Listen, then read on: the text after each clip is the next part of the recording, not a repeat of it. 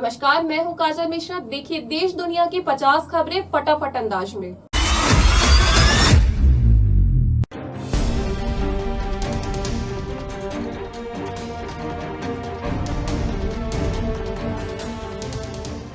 बांग्लादेश में भड़की हिंसा की भेंट अल्पसंख्यक हिंदू चढ़ रहे हैं। राजधानी ढाका में एक भारतीय सांस्कृतिक केंद्र में सोमवार को उपद्रवी भीड़ ने तोड़फोड़ की और देश भर में 4 हिंदू मंदिरों को नुकसान पहुंचाया गया। हिंदू बौद्ध ईसाई एकता परिषद के नेता काजोल देवनाथ ने बताया कि उन्हें रिपोर्ट मिली है कि देश भर में कम से कम 4 हिंदू मंदिरों को नुकसान पहुंचाया गया। उन्होंने कहा, ये मामूली नुकसान है। हालांकि प्रधानमंत्री शेख हसीना की सत्ता से हटने के बाद तनावपूर्ण स्थिति को देखते हुए हिंदू समुदाय के कुछ नेता डरे हुए हैं। बांग्लादेश में हिंदुओं को पारंपरिक रूप से शेख हसीना की आवामी लीग का समर्थक माना जाता था। प्रत्यक्षदर्शियों के अनुसार ढाका की धान मंडी इलाके में स्थित इंदिरा गांधी सांस्कृतिक केंद्र को उपद्रवी भीड़ ने नुकसान पहुंचाया। ढाका ट्रिब्यून अखबार की रिपोर्ट के मुताबिक प्रदर्शनकारियों ने ढाका में कई स्थानों को आग के हवाले कर दिया, जिसमें धान मंडी 32 में बंगबंधु भवन, जिसे बंगबंधु स्मारक संग्रहालय के रूप में भी जाना जाता है।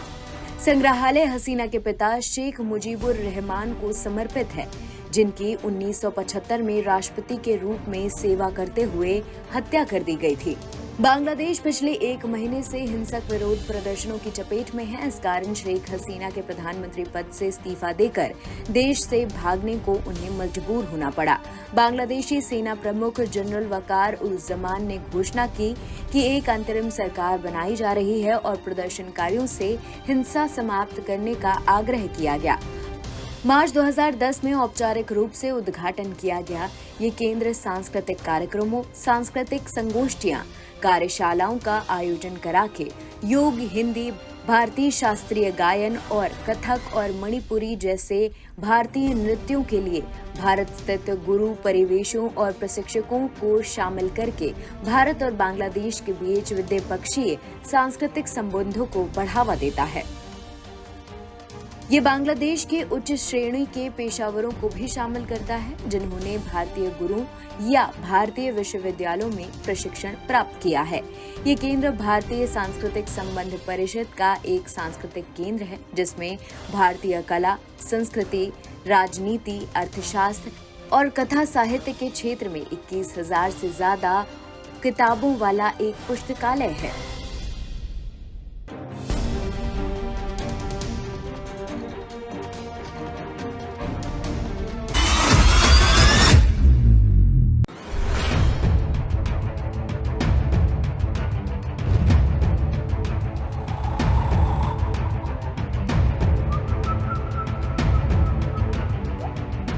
केरल के वायनाड में 30 जुलाई को हुए भयानक भूस्खलन ने चूरलमाला गांव को तबाह कर दिया है। इस तबाही में बचाव कार्य में जुटे एनडीआरएफ जवान जितिल जयन, उनके भाई और सेना के जेसीओ जिनोश जयन और उनके चचेरे भाई हवलदार प्रवीण प्रकाश की कहानी दिल दहला देने वाली है। ये तीनों भी इसी गांव के रहने वाले हैं। जितिल जयन ने बताया है कि उन्हें कभी सपने में भी नहीं सोचा था कि उन्हें अपने ही गांव में तलाशी और बचाव अभियान चलाना होगा। मलबे में उन लोगों के घर ढूंढना बहुत ज्यादा भयावह है जिन्हें वो जानते हैं। जितिल ने अपने दोस्त श्रीलेश, लेनिन और सुमेश के शव भी देखे हैं। जितिल के चचेरे भाई जगदीश, उनकी पत्नी सरिता और उनका बेटा शरण इस हादसे में लापता हो गए थे। बाद में जगदीश और शरण के शव तो मिल गए, लेकिन सरिता का कुछ पता नहीं चला। 37 वर्ष की जितिल भारी बारिश के बाद एनडीआरएफ टीम के हिस्से के रूप में अलापुझा में तैनात थे। त्रासदी की जानकारी मिलने के बाद उन्होंने अपने ड्यूटी ऑफिसर को सूचित किया और चूरलमाला पहुंचे। उनके भाई जिनोश, जो औरंगाबाद में सेना की आर्टिलरी विंग से जुड़े हुए हैं, और उनके चचेरे भाई प्रवीण मद्रास इंजीनियरिंग ग्रुप से बुधवार को चूरलमाला पहुंचे थे। जितिल ने आगे बताया कि उनका घर बाल बाल भूस्खलन की चपेट में आने से बच गया है। जिन लोगों को हम अच्छी तरह से जानते हैं, उनके घरों को खंगालना एक भयावह अनुभव है। मैंने अपने करीबी दोस्तों श्रीलेश, लेनिन और सुमेश के शव देखे हैं।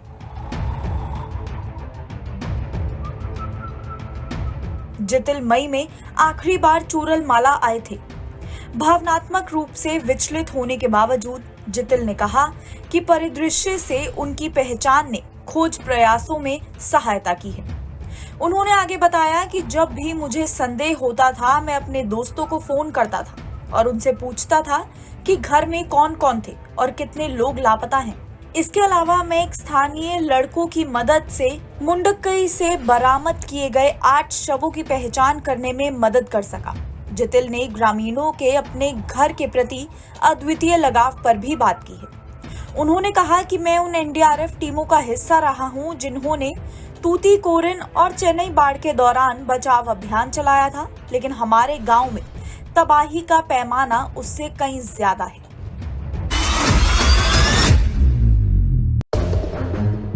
बांग्लादेश में विरोध प्रदर्शन के बाद आखिरकार सोमवार को तख्ता पलट हो गया। शेख हसीना को मजबूर होकर इस्तीफा देना पड़ा और यहां तक कि देश छोड़ना पड़ा। इसके बाद वो भारत आ चुकी हैं।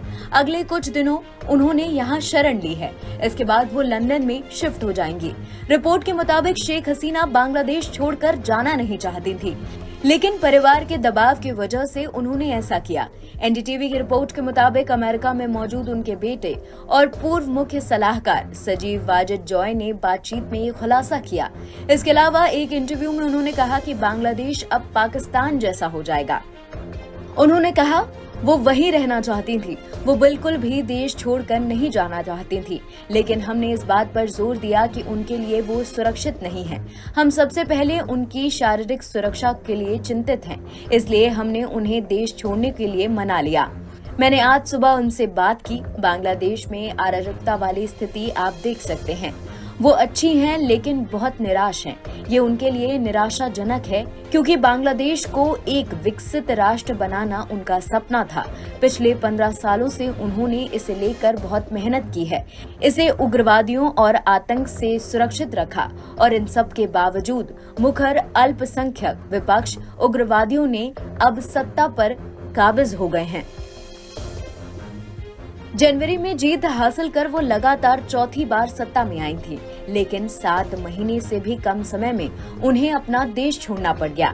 एक मिलिट्री हेलीकॉप्टर में वो अपनी बहन के साथ शरण लेने के लिए भारत पहुंची। हालांकि उनके बेटे ने कहा कि उन्होंने इस बारे में चर्चा नहीं की कि आखिर वो अब कहां जाएंगी। उन्होंने कहा कि हमें उम्मीद है बांग्लादेश में चुनाव होगा, लेकिन इस समय हमारी पार्टी के नेताओं को निशाना बनाया जा रहा है। मुझे नहीं लगता कि स्वतंत्र और निष्पक्ष चुनाव कैसे होंगे। हम क्या कर सकते हैं ये हमने पहले बता दिया है। हमारे परिवार ने बांग्लादेश में विकास कर दिखाया है। अगर बांग्लादेश के लोग खड़े होकर इसके इच्छुक नहीं है तो लोगों को ही नेतृत्व मिलेगा जिसके वो हकदार हैं। वीओन न्यूज के मुताबिक सजीव वाजिद ने बातचीत में कहा कि हम पाकिस्तान बनते जा रहे हैं, यानी बांग्लादेश अब पाकिस्तान बनता जा रहा है। उनका इशारा कट्टरपंथी को लेकर था। उनसे जब पूछा गया कि क्या उनकी मां ने देश के लिए अच्छा काम किया है, उन्होंने कहा कि बिल्कुल, अवामी लीग अब भी देश की सबसे लोकप्रिय पार्टी बनी हुई है। ये पूछा जाने पर कि क्या उनकी वापसी का कोई प्लान है, इसको लेकर उन्होंने कहा बिल्कुल नहीं। वो 77 साल की हैं, उनका आखिरी कार्यकाल होने वाला था ये। इसके बाद वो रिटायर होने वाली थी।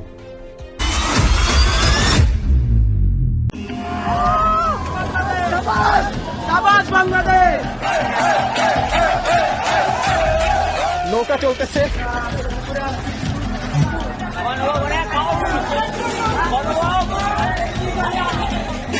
হ্যাঁ বড় বাবা শুয়ে আছে। আমাদের দখলে কোন ভবন?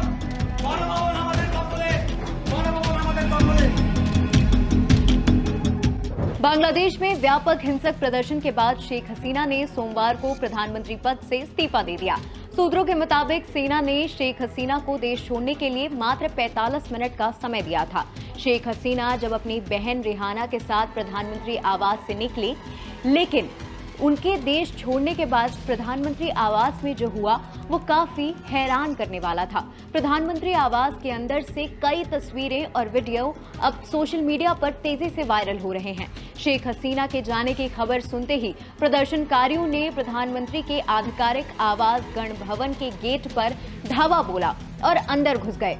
कुछ को प्रधानमंत्री के बेडरूम के बिस्तर पर लेटे हुए वो नजर आए। कुछ प्रदर्शनकारी दफ्तर के अंदर मेज पर बैठे नजर आए, तस्वीरें लेते, फाइलों को फेंकते नजर आए। इसके बाद प्रदर्शनकारियों ने प्रधानमंत्री आवास के अंदर से सामान की चोरी करना शुरू कर दिया। देखिए ये वायरल फोटो वीडियो। शाबाश बांग्लादेश, शाबाश बांग्लादेश, शाबाश बांग्लादेश।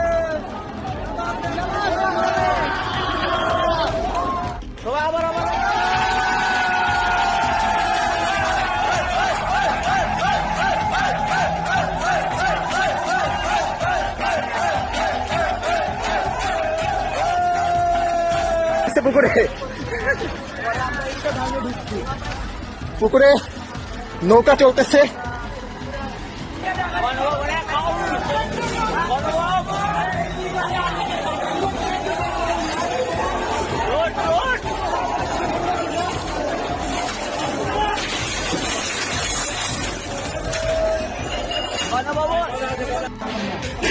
হ্যাঁ,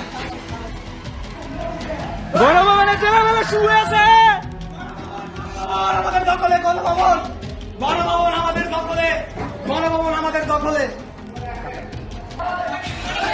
প্রিয় দেশবাসী, অক্লান্ত পরিশ্রমের পর আপনারা যা করেছেন সেজন্য আপনাদের লাখো কোটি শুকরিয়া, ধন্যবাদ। ছাত্র এবং ছাত্রী ভাই বোনদেরকে স্পেশাল থ্যাঙ্কস। আপনারা দেখতে পাচ্ছেন আমি গণভবনের ভিতরে, এখন গণভবনের মধ্যে অবস্থান করতেছি।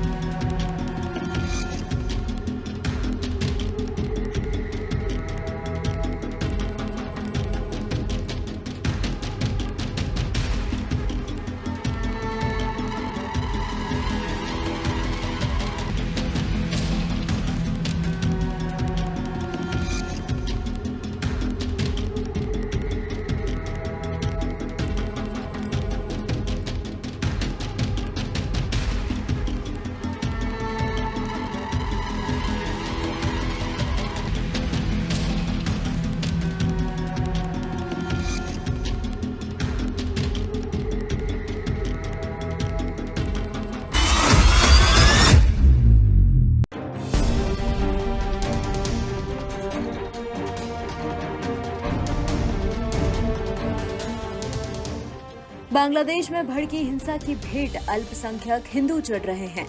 राजधानी ढाका में एक भारतीय सांस्कृतिक केंद्र में सोमवार को उपद्रवी भीड़ ने तोड़फोड़ की और देश भर में 4 हिंदू मंदिरों को नुकसान पहुंचाया गया।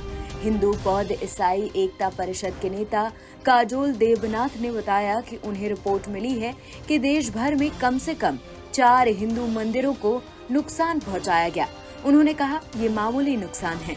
हालांकि प्रधानमंत्री शेख हसीना की सत्ता से हटने के बाद तनावपूर्ण स्थिति को देखते हुए हिंदू समुदाय के कुछ नेता डरे हुए हैं। बांग्लादेश में हिंदुओं को पारंपरिक रूप से शेख हसीना की आवामी लीग का समर्थक माना जाता था। प्रत्यक्षदर्शियों के अनुसार ढाका की धान मंडी इलाके में स्थित इंदिरा गांधी सांस्कृतिक केंद्र को उपद्रवी भीड़ ने नुकसान पहुंचाया। ढाका ट्रिब्यून अखबार की रिपोर्ट के मुताबिक प्रदर्शनकारियों ने ढाका में कई स्थानों को आग के हवाले कर दिया, जिसमें धान मंडी 32 में बंगबंधु भवन, जिसे बंगबंधु स्मारक संग्रहालय के रूप में भी जाना जाता है।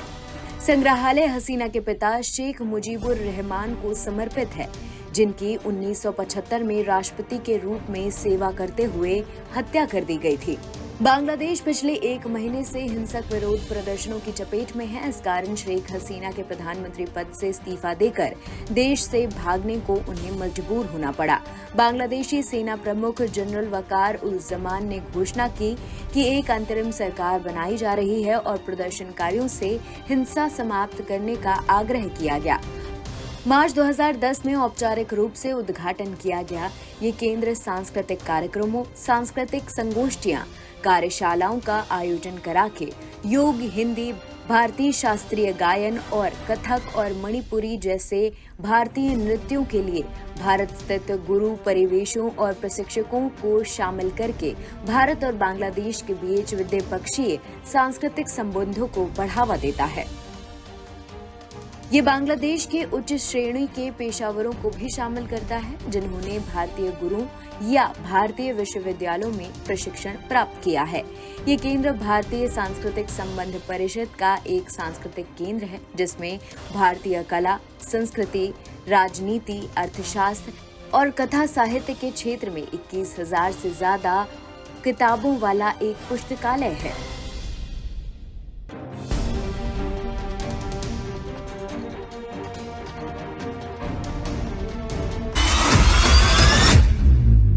धीरे धीरे हम ऐसी स्थिति में पहुंच गए हैं कि कुछ चैनल्स भी और कुछ उसमें चलने वाले प्रोग्राम्स निरंतर वल्गैरिटी और वॉयलेंस को बढ़ावा दे रहे हैं समाज में। स्पेशली मैं नाम लेना चाहूंगा Instagram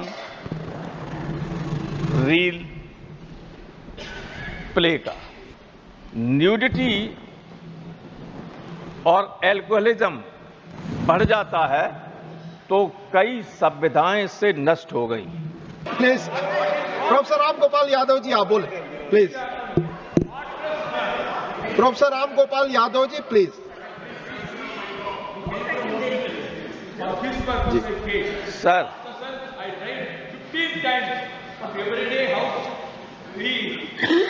professor Ram Gopal Yadav ji please आप बोले, आपकी आवाज आ रही है, रिकॉर्ड पे है।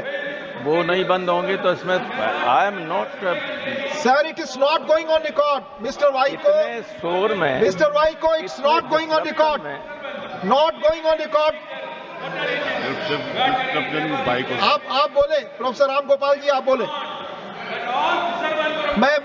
मैं कोई और, मैं आपको बाद में बुलाऊं?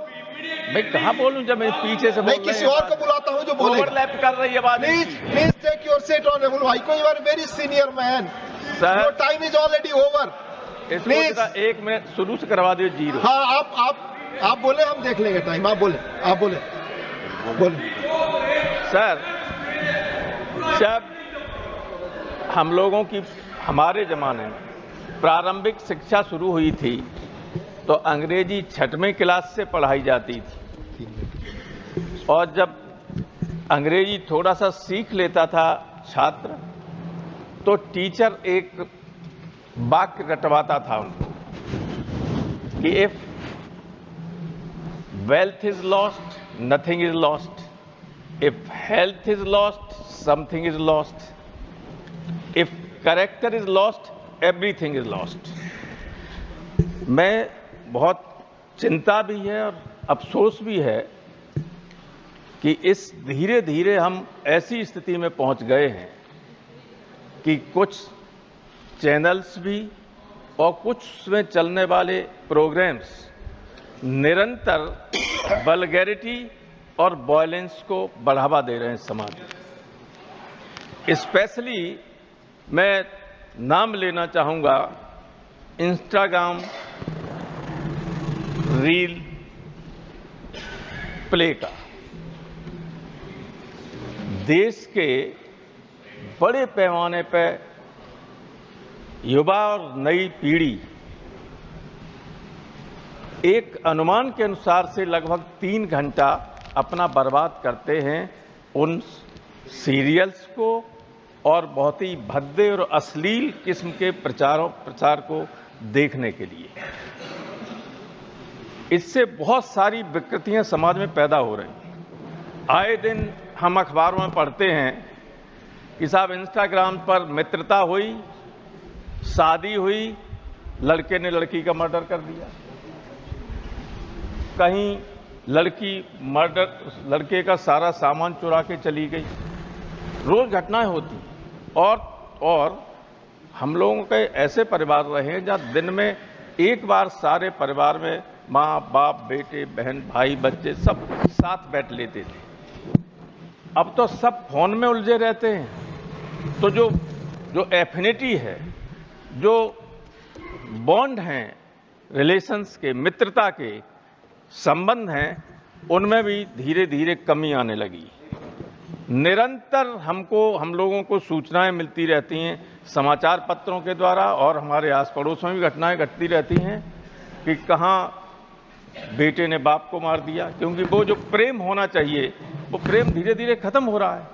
जो आपस में बैठ के रोज अपनी बातें करते थे, साथ खाना खाते थे, वो नहीं है। जो उस वक्त होता है तब फोन में लगे होते हैं। और ये जो ऑनलाइन एजुकेशन और शुरू हो गई है, ये स्मार्टफोन्स ने बच्चों तक ये सारी चीजें, सारी गंदगी पहुंचाने का काम किया है।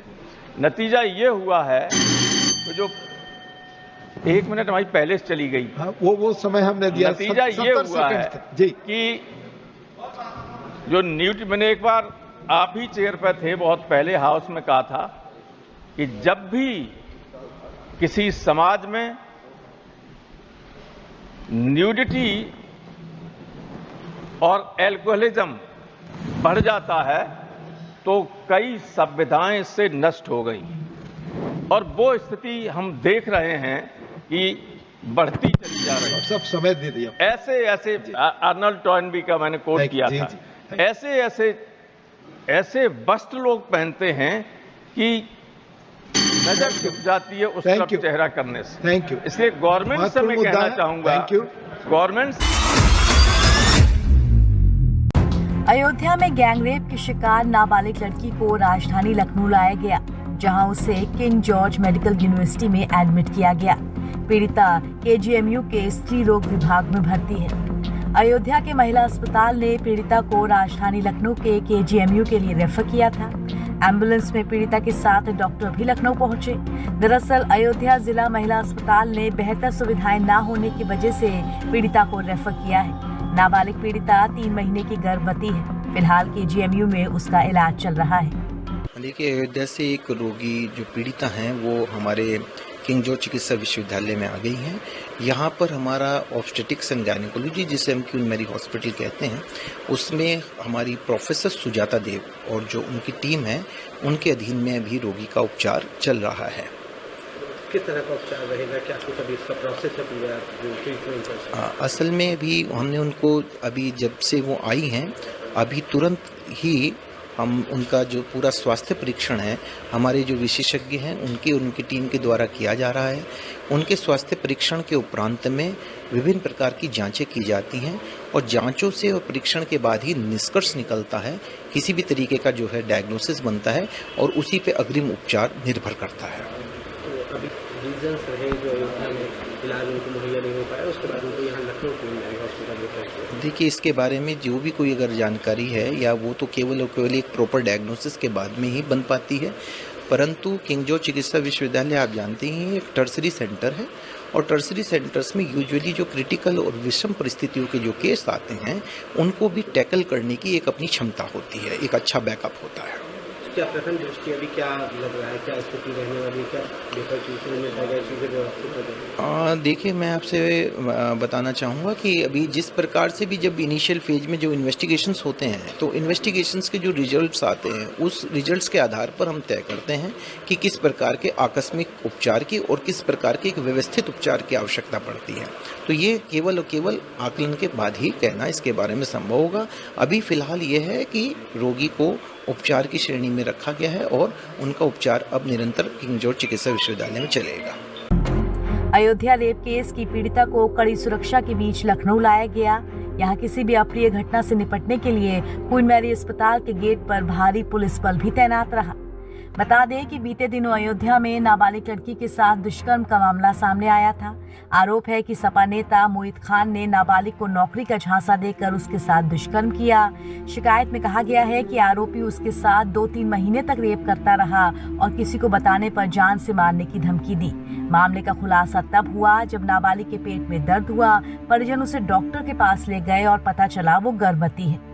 गौरतलब है कि अयोध्या रेप कांड के मुख्य आरोपी सपा के भद्रसा नगर अध्यक्ष मोहित खान पर लगातार शिकंजा कसता जा रहा है। मोहित खान की प्रॉपर्टियों की जांच चल रही है। सोमवार को भी राजस्व टीम मोहित खान की प्रॉपर्टी की नापजोख करने पहुंची। मोहित खान के शॉपिंग कॉम्प्लेक्स को खाली कराया गया है, जिस पर अब बुलडोजर चलेगा। चाहता हूं, एक तो मंदिर का निर्माण 5 साल पहले चालू हुआ था और करीब 2.5 वर्ष पहले पूरा हो चुका है। मंदिर का जो क्षेत्र बनना था पूरा बन चुका है। उसके बाद से कोई नई प्रॉपर्टीज नहीं खरीदी जा रही हैं। ना ही मंदिर के बाहर के मकानों में मंदिर के किसी परमिशन की आवश्यकता होती है। मंदिर के बाहर के जितने भी मकान स्वामी हैं, प्रॉपर्टीज के स्वामी हैं, रिपेयर करें, मेंटेन करें, नया बनाएं, पुराना बनाएं, मंदिर का टेक्निकली उनसे कोई किसी प्रकार का परमिशंस या एनओसीज की आवश्यकताएं नहीं होती हैं। तो ये भ्रांति है, उसको दूर पहले भी किया गया था और काफ़ी लोगों में है, तो उनको अब दोबारा से क्लियर करवा दिया जाएगा कि मंदिर प्रशासन का कोई कंट्रोल बाहर की प्रॉपर्टीज पे नहीं है। वे पूरी तरह स्वतंत्र हैं कि अपनी प्रॉपर्टीज की मेंटेनेंस करें। आप देख भी लें, मंदिर के बगल में भीमाशंकर एक मंदिर है, उसके पीछे अभी भी रिपेयर मेंटेनेंस चल रही है। अन्नपूर्णा मठ की तरफ रिपेयर मेंटेनेंस एक बिल्डिंग में चल रही है। ये भी मंदिर के आसपास की प्रॉपर्टी है, लेकिन मंदिर का इसमें कोई कहना नहीं होता है, क्योंकि मंदिर टेक्निकली अथॉरिटी नहीं रखता है बाहर की प्रॉपर्टीज पे। इसके बाद जो दूसरी बात है कि मंदिर को खरीदने के लिए रिक्वेस्ट की गई थी, वो मुझे भी रिक्वेस्ट की गई थी इनके द्वारा, क्योंकि मैं जब ये 4A नंबर गेट चालू हो रहा था तो खुद मौके पे आया था। हमने विचार करने के लिए कहा था, लेकिन वास्तविकता ये है कि अब मंदिर का निर्माण कार्य पूर्ण हो चुका है। अब बाहर की प्रॉपर्टीज की मंदिर को आवश्यकता नहीं है, और अगर खरीद भी लेते हैं तो पब्लिक का पैसा उसमें इन्वेस्ट होता है और इनकी यूटिलिटी नहीं हो पाती है। तो पैसा जो है बेसिकली उन्हीं सुविधाओं पे खर्च किया जा रहा है जो तात्कालिक रूप से श्रद्धालुओं के लिए आवश्यक है, जैसे गेट बनाना, शेड लगाना। नए मकान खरीद के नई प्रॉपर्टी विस्तारीकरण का काम लगभग 2-3 साल में नहीं हुआ है। हालांकि उनको हमने कहा था कि हम विचार करेंगे, परंतु वास्तविकता की जो स्थिति है वो पिछले 2-3 साल में ये है कि अब विस्तारीकरण का काम नहीं हो रहा है। तीसरी बात जो है नगर निगम और VDA के बारे में, वो भी कुछ लोगों को पिछले 1-2 महीने में भ्रांतियां रही हैं कि अगर रिपेयर मेंटेनेंस करते हैं तो अथॉरिटी के लोग रोकते हैं। तो इसमें मैं स्पष्ट करना चाहता हूं कि अथॉरिटी के लोग तभी रोकेंगे जब नक्शा परिवर्तित होगा, नक्शे में नए एडिशन कंस्ट्रक्शन के होंगे या तोड़ के नए सिरे से कोई नया मकान बनाया जाएगा। क्योंकि हाईकोर्ट का यहाँ पे रोक है और माननीय उच्च न्यायालय ने HFL से 200 मीटर पे नए निर्माण पे रोक लगाई हुई है, या स्थिति परिवर्तन में रोक लगाई हुई है कि नक्शे के इतर निर्माण नहीं हो सकते हैं। रिपेयर मेंटेनेंस के लिए किसी की परमिशन की आवश्यकता नहीं होती है, फिर भी कोई रोकता है तो डेवलपमेंट अथॉरिटी के कई विजिट मैंने हरिश्चंद्र घाट पे, शिवाला घाट पे पिछले 1 महीने में करवाए हैं और लोगों को क्लियर करवाया है कि आप अपना मकान मेंटेन करें, रिपेयर करें, प्लास्टर कराएं, उस पर सीमेंटिंग कराएं, रंगाई पुताई कराएं, उस पर कोई रोक नहीं है। आज से दोबारा 3 दिन का अभियान हम चला रहे हैं। डेवलपमेंट अथॉरिटी पुराने घाट वाले एरियाज के सारे मोहल्लों में अनाउंसमेंट करवाएगी कि कोई भी रिपेयर मेंटेनेंस करवाना चाहे प्रायोरिटी पे करवा ले। नगर निगम को हम आज इसलिए यूज़ करेंगे कि बारिश के बाद जनरली मकान गिरने की घटनाएं होती हैं, पूरे देश में होती हैं। उसी में जब धूप निकलती है तो और भी ज़्यादा दीवारें फटती हैं और उससे भी ज़्यादा मकान गिरते हैं। तो जितने भी मकान डिलेपिटेटेड हैं, नगर निगम के माध्यम से VDA के साथ जोड़ के उनको हम इस प्रचार में लगा रहे हैं कि ऐसे लोग टेम्परेरीली अपने घर खाली कर लें, रिपेयर मेंटेन कर लें, तब उस घर में स्थानांतरित हो जाएं। तो आज से इसमें करीब 50 के आसपास मकान चिन्हित किए गए थे नगर निगम के द्वारा, लेकिन समस्या तब आती है जब वो मकान खाली करके लोगों को रिपेयर करना होता है। तब लोग मकान खाली करके निकलने के लिए तैयार नहीं हो पाते हैं और मौसम भी बारिश का ऐसा होता है कि निकलने में सुविधा भी होती है। तो वो प्रैक्टिकली इन्फोर्समेंट की समस्या आ जाती है, क्योंकि खाली कराना तो नगर निगम की जिम्मेदारी है, या डिलेपिटेटेड हो जाए तो तोड़ने की जिम्मेदारी नगर निगम की है, लेकिन रिपेयर मेंटेन कराने की जिम्मेदारी किसी सरकारी विभाग की ना होके केवल मकान स्वामी की होती है। इस वजह से दिक्कतें आती हैं कि वो जो है मेंटेनेंस करने में कई बार डिले करते हैं। लेकिन अनाउंसमेंट करने के बाद ये प्रॉपरली कम से कम जानकारी देने का काम हम लोग प्रशासनिक रूप से आने वाले 3-4 दिन में करेंगे, क्योंकि बारिश का मौसम और आगे ये काम 2-3 महीने चलता रहेगा। अभी बाढ़ का भी समय बाकी है वाराणसी में, तो 2-3 महीने आगे दिक्कत ना आए, इसलिए हम लोग प्रयास कर रहे हैं कि जिनके भी मकान डिलेपिटेटेड हैं वे रिपेयर मेंटेन करवा लें। उन्हें कोई रोका टोकी करे तो उनको एक हेल्प नंबर जारी VDA से मैं करवा दे रहा हूँ। साथ ही साथ नगर निगम के माध्यम से जो प्रॉपर्टीज 50 के आसपास चिन्हित हैं उनको नोटिस करवा रहे हैं कि वो भाई थोड़े दिनों दूसरे मकान में रहें और जब मकान की मरम्मत हो जाए तब वापस अपने मकान में शिफ्ट करें। इसमें जो भी ड्यू मुआवजा मिलेगा, क्योंकि एक दुखद मृत्यु हुई है, इसमें 9 लोगों का रेस्क्यू हुआ। एक महिला जो अनफॉर्चुनेटली, जैसा कि रेस्क्यू टीम ने बताया कि उनके नेक के ऊपर कोई ज़्यादा हैवी ऑब्जेक्ट गिरने की वजह से उनकी डेथ हुई। तो मुआवजा ड्यू प्रोसेस में जितना भी है वो आज ही दिलवाया जाएगा। साथ ही जो घायल है उनका फ्री उपचार कराया जा रहा है, उसका भी मुआवजा का जो प्रावधान है वो दिलवाया जाएगा। मकान के मुआवजे का जो प्रावधान है वो भी दिलवाया जाएगा। साथ ही अभी प्रशासनिक मशीनरी लगा के सारा शेड हटवा के और व्हीकल मूवमेंट करवा के सारा मलबा क्लियरेंस का काम भी चालू कराया जाएगा। इस गली में जितना बिजली पानी रिस्टोर होना है वो काम भी अब चालू होगा। अब नेक्स्ट प्रायोरिटी जो है वो मुआवजा वितरण, ये मलबा का क्लियरेंस यही है। पहला जो प्रायोरिटी थी रेस्क्यू की वो लकीली भगवान विश्वनाथ के आशीर्वाद से सकुशल हुई है और उसके लिए काफ़ी लोग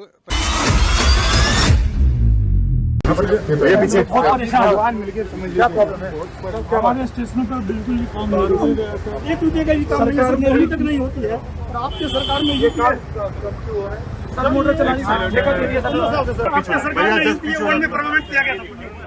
स्टेशन पर जो बैटरी गाड़ी है सरकार इसी टेंडर देने के बाद ये गाड़ियाँ सामान्य हो रही हैं यात्रियों को, जबकि बोर्ड की पॉलिसी कहती है कि आप बीमार और बुजुर्ग और गर्भवती ऐसे लोगों को आप और अब ये क्या करते हैं, ये कहते हैं कि हम लगेज लेके जाएंगे और उसके बाद चलेंगे क्या बोलते हैं सामान्य। अब ये देखिए सरकार की पॉलिसी में कहता है कि दिव्यांग और बीमार के लिए चीज अलाउड की जाए। कहाँ से आए हो? महाराष्ट्र। पूरे भारत में पूरे भारत के लीडरों को बुला के लेके आ रहे हैं, पूरे 17 जून के हमारे सभी लीडर से। और देखिए इसमें एक चीज और उन्होंने कर दिया, जब हमारे कुलियों ने इसका विरोध किया सर, तो इन लोगों ने ये ऑर्डर दिखाया कि ये पॉलिसी आ गई, जबकि पॉलिसी है नहीं। तो बताइए हम क्या करेंगे? हम जिस लगेज के लिए स्टेशन पर रखे गए हैं, अगर यही लगेज किसी और कंपनी को दे टेंडर के आधार पर, तो हम जाएंगे कब? कोरोना में हमारी हालत इतनी खराब हुई थी, अब ये आप देखिएगा सर ये किस तरीके से लोग हो रहे हैं।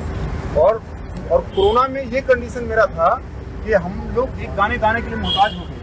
तो हमें वीआईपी मूवमेंट का दौड़ा होता है, तो देखिए राष्ट्रपति उपराष्ट्रपति का दौड़ा होता है तो हमारी पुलिस की ड्यूटी लगाई जाती है।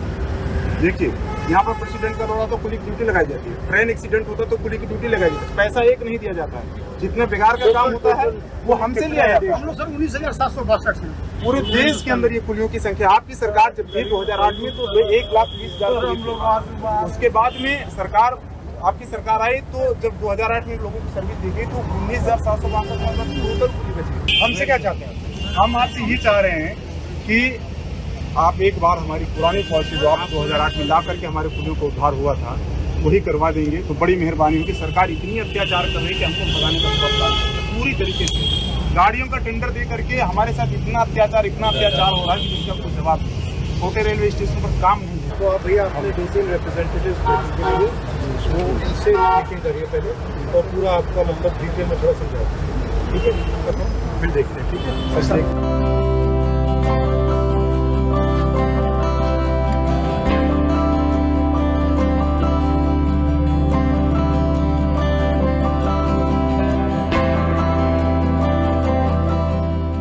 सामान्य। अब ये देखिए सरकार की पॉलिसी में कहता है कि दिव्यांग और बीमार के लिए चीज अलाउड की जाए।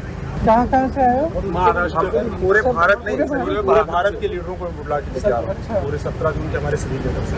और देखिए इसमें एक चीज और उन्होंने कर दिया, जब हमारे कुलियों ने इसका विरोध किया सर, तो इन लोगों ने ये ऑर्डर दिखाया कि ये पॉलिसी आ गई, जबकि पॉलिसी है नहीं। तो बताइए हम क्या करेंगे? हम जिस लगेज के लिए स्टेशन पर रखे गए हैं, अगर यही लगेज किसी और कंपनी को दे टेंडर के आधार पर, तो हम जाएंगे कब? कोरोना में हमारी हालत इतनी खराब हुई थी, अब ये आप देखिएगा सर ये किस तरीके से लोग हो रहे हैं। और कोरोना में ये कंडीशन मेरा था कि हम लोग एक गाने गाने के लिए मोहताज हो गए। तो हमें वीआईपी मूवमेंट का दौड़ा होता है, तो देखिए राष्ट्रपति उपराष्ट्रपति का दौड़ा होता है तो हमारी पुलिस की ड्यूटी लगाई जाती है। देखिए यहाँ पर प्रेसिडेंट का दौड़ा तो पुलिस की ड्यूटी लगाई जाती है, ट्रेन एक्सीडेंट होता है तो पुलिस की ड्यूटी लगाई जाती है। पैसा एक नहीं दिया जाता है, जितना बेकार का काम होता है वो हमसे लिया जाता है। हम लोग सर 19,762 पूरे देश के अंदर ये कुलियों की संख्या, आपकी सरकार जब थी 2008 में तो 1,20,000। उसके बाद में सरकार आपकी सरकार आई तो जब 2008 में लोगों की सर्विस दी गई तो 19,762। हमसे क्या चाहते हैं? हम आपसे ये चाह रहे हैं कि आप एक बार हमारी पुरानी पॉलिसी जो आप 2008 में ला करके हमारे कुलियों को उद्धार हुआ था वही करवा देंगे तो बड़ी मेहरबानी होगी। सरकार इतनी अत्याचार कर रही है कि हमको भगाने का सब पूरी तरीके से गाड़ियों का टेंडर दे करके हमारे साथ इतना अत्याचार हो रहा है कि जिसका कोई जवाब नहीं। छोटे रेलवे स्टेशन पर काम नहीं है। तो भैया अपने 2-3 रिप्रेजेंटेटिव वो इनसे मीटिंग करिए पहले और पूरा आपका मतलब डिटेल में थोड़ा समझाओ, ठीक है?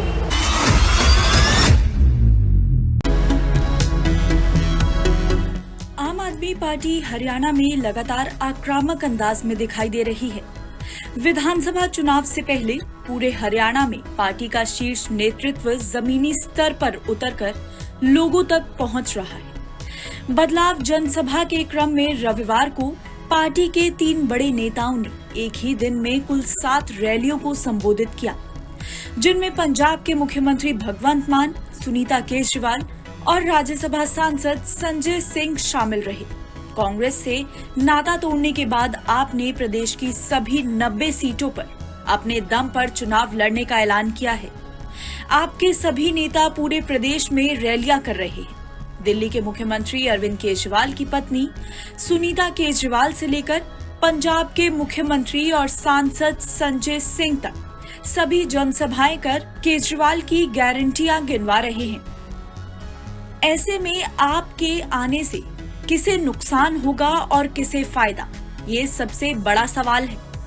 राजनेताओं की माने तो भले ही कांग्रेस ने सभी 90 सीटों पर अपने दम पर चुनाव लड़ने का ऐलान किया हो, लेकिन आपके आने से कांग्रेस को नुकसान होने की संभावना ज्यादा है।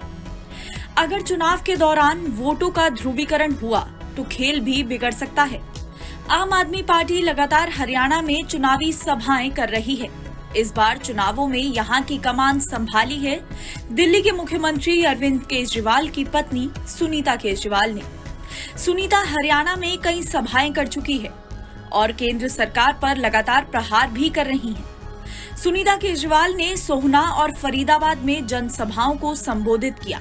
उन्होंने कहा कि केजरीवाल इकलौते नेता हैं जो 24 घंटे मुफ्त बिजली, बेहतरीन शिक्षा, मोहल्ला क्लिनिक और मुफ्त बसें जनता को दे रहे हैं। कोई और पार्टी ऐसे काम नहीं कर सकती।